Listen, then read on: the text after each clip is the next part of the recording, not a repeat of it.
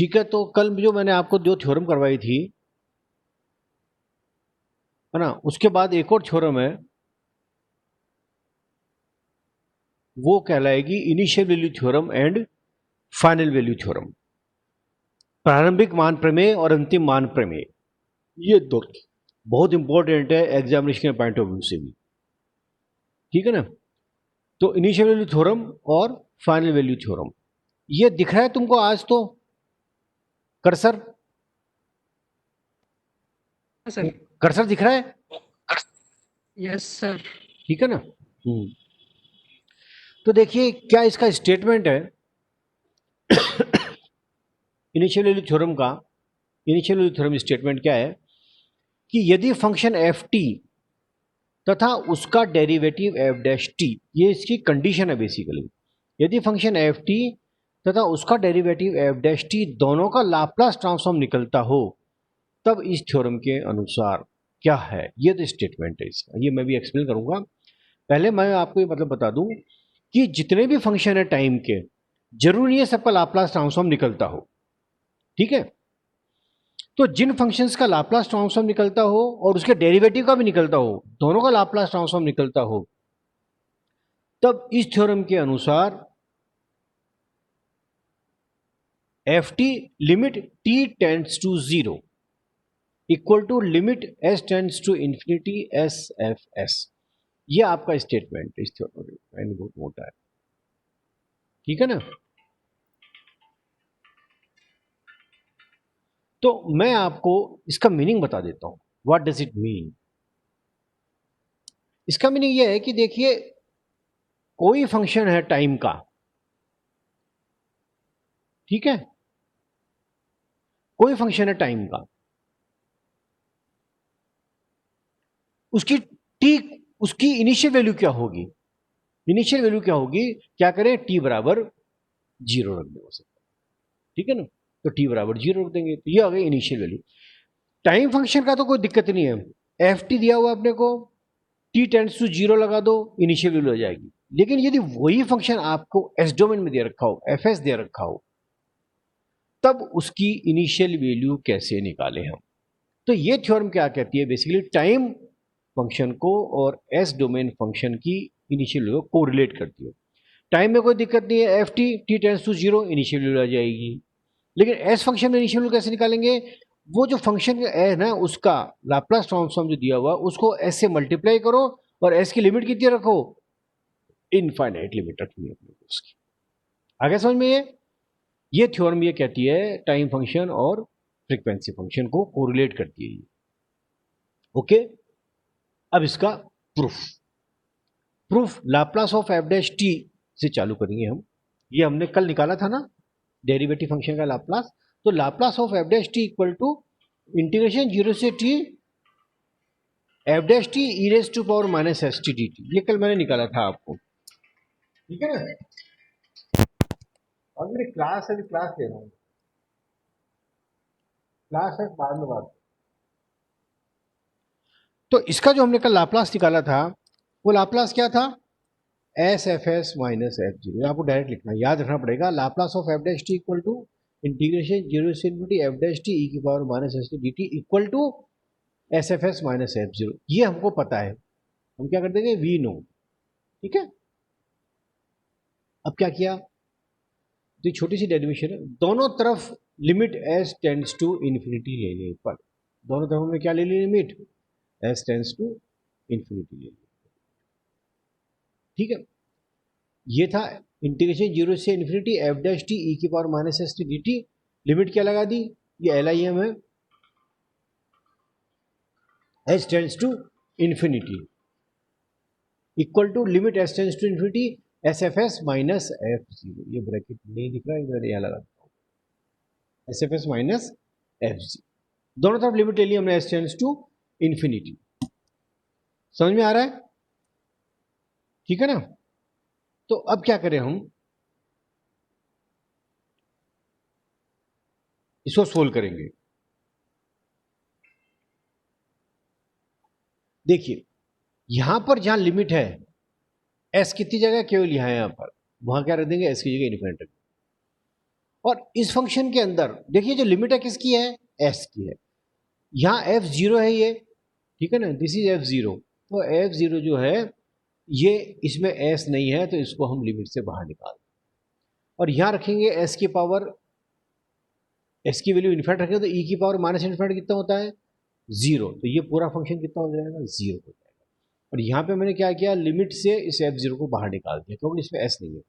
तो इसकी value zero हो गई, zero equal to limit S tends to infinity S F S, ये आ गया, और माइनस एफ जीरो बाहर आ गया। ठीक है, इस एफ जीरो को मैं इधर ले जाता हूँ, ये एफ जीरो। तो F zero equal to limit S tends to infinity S F S. Now F zero क्या लिख सकता हूँ मैं, एफ जीरो को मैं लिख सकता हूँ function F T at T equal to zero, ये मैं एफ जीरो लिख सकता हूँ। एफ जीरो क्या लिख दिया, limit T tends to zero F T equal to limit S tends to infinity S F S. ये हमारा प्रूव हो गया। ठीक है, ये प्रूव, बिल्कुल सिंपल सा प्रूव है इसका। ठीक है, अब नेक्स्ट थ्योरम, ये इनिशियल वैल्यू थ्योरम हमने कर ली, अब हम करेंगे फाइनल वैल्यू। ठीक है, ये इनिशियल वैल्यू थ्योरम का स्टेटमेंट है, limit T tends to infinity F T equal to limit S tends to infinity S F S. ये इसका प्रूफ है छोटा सा। ठीक, अब इसी प्रकार से फाइनल वैल्यू थ्योरम। देखिए स्टेटमेंट तो जो है ना स्टार्टिंग का, वो तो दोनों का सेम है। क्या है, यदि फंक्शन एफ टी और उसका डेरिवेटिव एफ डैश टी दोनों का लाप्लास ट्रांसफॉर्म निकलता हो।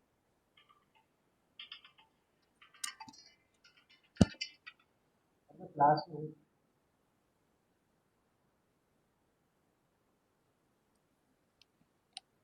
स्टेटमेंट दोनों का सेम रहेगा, मतलब ये जो ऊपर का जो है कि क्या है, यदि फंक्शन एफ टी तथा उसका डेरिवेटिव एफ डैश टी दोनों का लाप्लास ट्रांसफॉर्म निकलता हो, तब इस थ्योरम के अनुसार, इस थ्योरम के अनुसार क्या होगा, क्या होगा इस थ्योरम के अनुसार।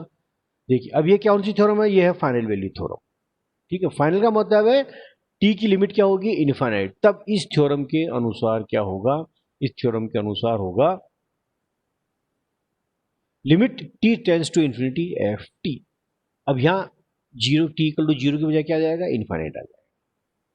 ठीक है, this is equal to limit S tends to zero S F S. तो इनिशियल वैल्यू थ्योरम है तो टी की लिमिट तो जीरो आएगी और एस की लिमिट इन्फाइनाइट आएगी। अगर फाइनल वैल्यू थ्योरम है तो टी की लिमिट इन्फाइनाइट आएगी और वो फंक्शन एस से गुणा हो जाएगा और एस की लिमिट कितनी रख देंगे हम, एस टेंस टू जीरो। तो ये टाइम डोमेन में कोई भी फंक्शन दिया हुआ है, कोई दिक्कत नहीं है। इनिशियल वैल्यू के लिए टी इक्वल टू जीरो रख दीजिए, फाइनल वैल्यू निकालने के लिए टी इक्वल टू इन्फाइनाइट रख दीजिए। बट वही फंक्शन आपको एस डोमेन में दे रखा है, तब आपको इनिशियल वैल्यू निकालने के लिए फंक्शन को एफ एस को एस से गुणा करके limit T tends S tends to infinite रखना पड़ेगा और फाइनल वैल्यू निकालने के लिए limit S tends to zero रखना पड़ेगा। प्रूफ वहीं से स्टार्टिंग है, प्रूफ में भी कोई दिक्कत नहीं है। We know that Laplace of F dash T equal to integration zero से infinity F dash T E की power minus S T D T, this is equal to S F S minus F zero. ये हमने prove किया हुआ था, S F S minus F zero. अब prove S tends to zero करना है तो दोनों तरफ, दोनों मीन्स यहां और यहां दोनों तरफ लिमिट ले लूंगा एस टेंस टू जीरो, दोनों तरफ। ठीक है, तो एस की मैंने लिमिट ले ली दोनों तरफ, दोनों तरफ limit S tends to zero लेने पर। ठीक है, ये लिमिट ले ली मैंने दोनों तरफ। तो limit S tends to zero integration zero से infinity F dash T E की power minus S T D T equal to limit S tends to zero S F S minus F zero. ये देखिए S F S minus F zero है ये, this is F zero. ठीक है, ये भी इसमें आ नहीं रहा है कर्सर पे। और अब देखिए, अब यहां क्या करेंगे, एस की वैल्यू जीरो करेंगे। एस कहां पर है, केवल यहां पर। तो ई की पावर जीरो कितना होता है, वन। तो केवल क्या बच जाएगा यहाँ पे, एफ डैश टी। तो इंटीग्रेशन जीरो से infinity F dash T D T equal to, अब देखिए यहाँ पे एफ जीरो है, इसमें एस नहीं है तो वापस इसको लिमिट से बाहर निकाल। तो limit S tends to zero S F S minus F zero. अब कुछ स्टूडेंट्स मेरे को कहते हैं कि सर यहाँ तो एस की वैल्यू आपने यहाँ पे जीरो रख दी, ठीक है, यहाँ पे आप एस की वैल्यू जीरो क्यों नहीं रख देते? अगर जीरो रखेंगे तो ये पूरा जीरो हो जाएगा, तो प्रूव कैसे हो?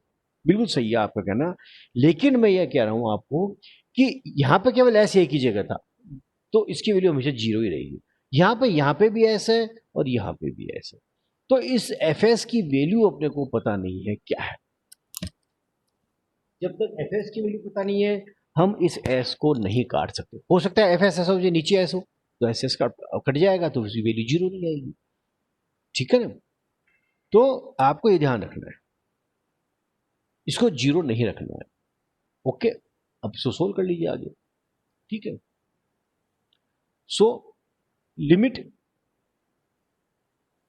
अब इसको इंटीग्रेट कर दिया, एफ डैश टी को इंटीग्रेट कर दूंगा। एफ डैश टी को क्या करूंगा मैं? इंटीग्रेट करूंगा। ये थोड़ा गलत है यहाँ पर, तो देखिए जैसे मैं इसको इंटीग्रेट करूंगा क्या बच जाएगा? F T. क्या बच जाएगा? ये क्यों डेरिवेटिव फंक्शन है, इसको इंटीग्रेट करूंगा क्या बच जाएगा? F T.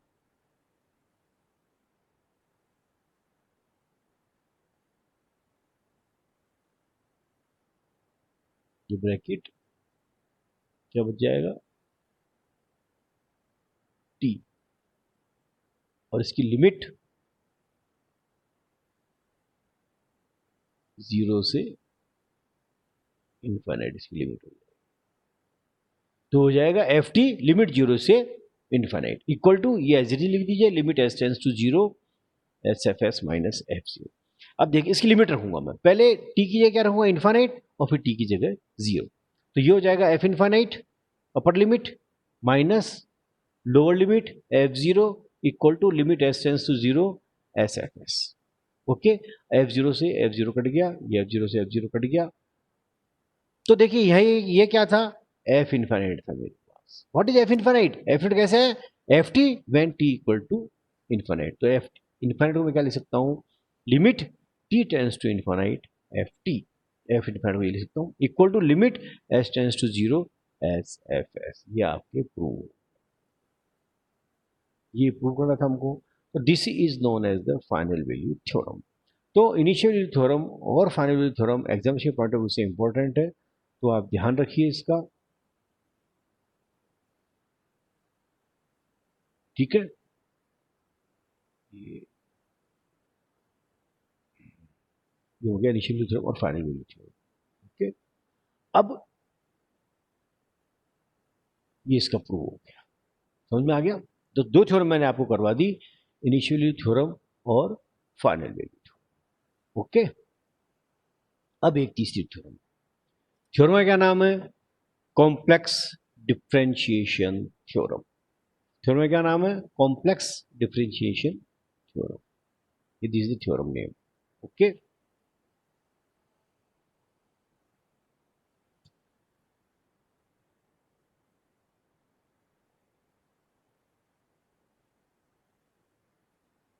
क्या स्टेटमेंट है इसका? देखिए थ्योरम का, यदि फंक्शन एफ टी का लाप्लास ट्रांसफॉर्म एफ एस है, तब इस थ्योरम के अनुसार function t into F T का Laplace transform minus D by D S F S होगा। यानी Laplace of t into F T equal to minus D by D S F S. इसको मैं आपको एक्सप्लेन कर देता हूं, जैसे कल हमने किया था shift in S domain theorem. ठीक है,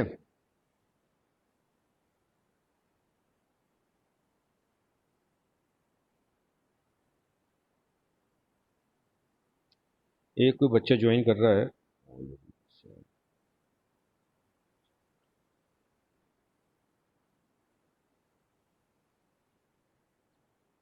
इसको मैं सेंड कर देता हूँ वापस लिंक।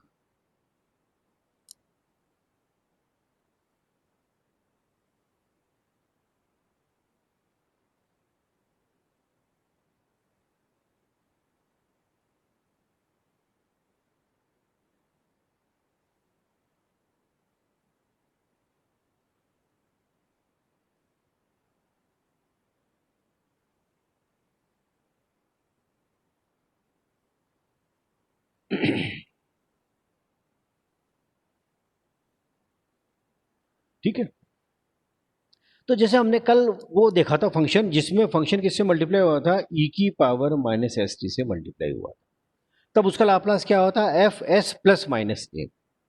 तो देखिए यदि कोई फंक्शन मल्टीप्लाई होता है टी से, एफ टी है, this is F T, multiply किससे हुआ है, टी से, तो उसका लाप्लास क्या होगा, minus D by D S F S. Where what is F S, F S है वो एफ टी का लाप्लास ट्रांसफॉर्म है। तो टी एफ टी का लाप्लास क्या हो जाएगा, उस एफ एस को एस के सापेक्ष डिफ्रेंशिएट कर दीजिए विद नेगेटिव साइन, तो वो उसका लाप्लास ट्रांसफॉर्म आ जाएगा। अब इसका प्रूफ इज वेरी सिंपल, ये प्रूफ, ठीक है। So we know that Laplace of f dash t, sorry, Laplace of f t equal to integration 0 से infinity f t e की power minus S T D T. ये हमारे Laplace का formula है, कोई भी फंक्शन है उसके लाप्लास का फार्मूला ये है, और उसको हम प्रदर्शित किससे करते हैं, एफ एस से। सो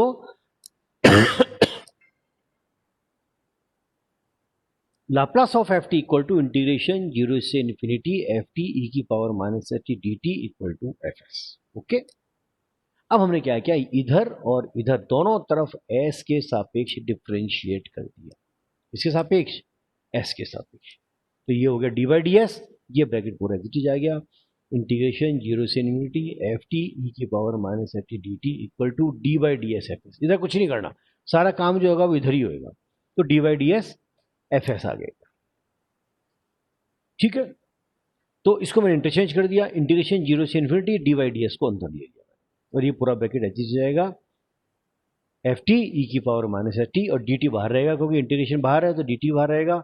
इस पूरे को मुझे एस के सापेक्ष डिफ्रेंशिएट करना है, ठीक है, ये एज इट इज रहेगा राइट साइड में। अब देखिए इधर हमको क्या करना है, डिफ्रेंशिएट करना है, ठीक है।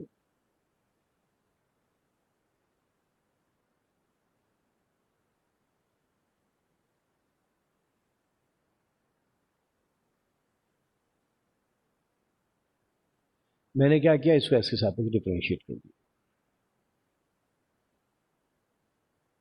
अब देखिए एस कहां पर है, केवल यहां पर, तो डी बाई डी एस इसका डिफ्रेंशिएशन होगा केवल ई की पावर माइनस एस टी का, ये कांस्टेंट रहेंगे, ठीक है। तो देखिए एस के सापेक्ष डिफ्रेंशिएट कर रहा हूं मैं, तो माइनस टी कांस्टेंट रहेगा, बाहर आ जाएगा, तो ये एफ टी, इसको डिफ्रेंशिएट करो तो माइनस टी ई की power minus S T D T आएगा, ठीक है, equal to D by D S F S हो जाएगा।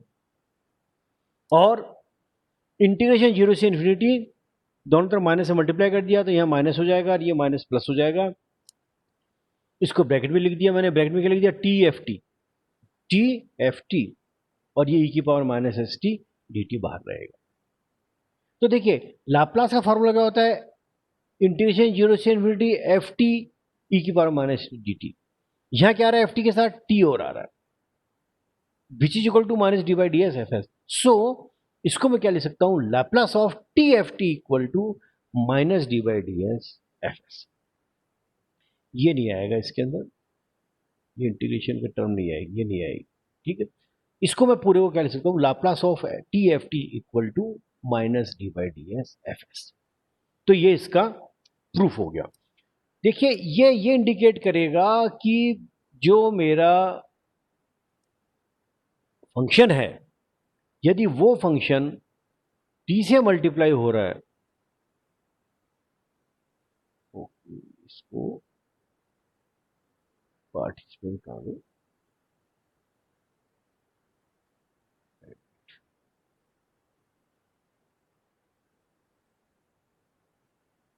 तनुज आ गए तुम क्लास में, तनुज आवाज आ रही है क्या, तनुज आवाज आ रही है, चलो आ तो गया तनुज, आवाज आ रही है तनुज, आ रही है,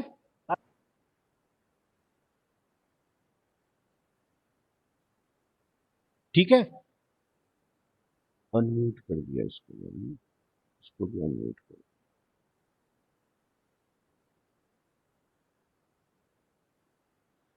ठीक है। तो इसका Laplace T into F T का लाप्लास होगा minus D by D S. हाँ बोलो लोकेश। लोकेश क्या कह रहे हो? नहीं सर, कुछ नहीं। तनुज जी ने अब ये कह रहा नहीं है। Sir, automatic. अच्छा नहीं, मैंने तो सबको अनम्यूट ही करके रखता हूँ, है ना, जिससे क्या है कि आप लोग बात कुछ भी पूछना चाहो तो पूछ सकते हो। तो ये मैं आपको रिकॉर्डिंग भी यूट्यूब पे डाल दूंगा। कल वाली तो ढंग से नहीं हो पाई रिकॉर्डिंग, आज वाली रिकॉर्डिंग सही रहेगी, बिल्कुल डाल दूंगा मैं। और इसको आप डेरिवेशन को खुद अपने हाथ से कर लीजिए, मैं बार बार कह रहा हूँ आप सभी को। तो उसके बाद आपको जो भी कोई दिक्कत हो तो आप मेरे से पूछ लेना, ठीक है ना। तो ये कॉम्प्लेक्स डिफरेंशिएशन थ्योरम और एक कॉम्प्लेक्स इंटीग्रेशन थ्योरम दियो आती है, ठीक है। तो इसकी डेरिवेशन आने की संभावना ज़्यादा रहती है, इंटीग्रेशन की थोड़ी कम रहती है, क्योंकि थोड़ा टफ पड़ जाता है वो। टफ क्या है तो खैर नहीं पड़ता, आप लोगों को क्या है कि इंटीग्रेशन देख के थोड़ा सा डर लगता है, ऐसा मैंने फील किया इतने टाइम से मैं पढ़ा रहा हूँ इस सब्जेक्ट को। तो ये कॉम्प्लेक्स डिफरेंशियल थ्योरम है, इनिशियल वैल्यू थ्योरम है, फाइनल वैल्यू थ्योरम है, बहुत आसान थ्योरम है ये। आपको एक बेसिक कॉन्सेप्ट लेके चलना है डेरिवेशन का, उसको आप कर लीजिए और एक दो बार घर पे समझ के और फिर इसको एक दो बार प्रैक्टिस कर लीजिए, तो ये आपके आसानी से आपके ये हो जाएगा, ठीक है ना। तो मैं आज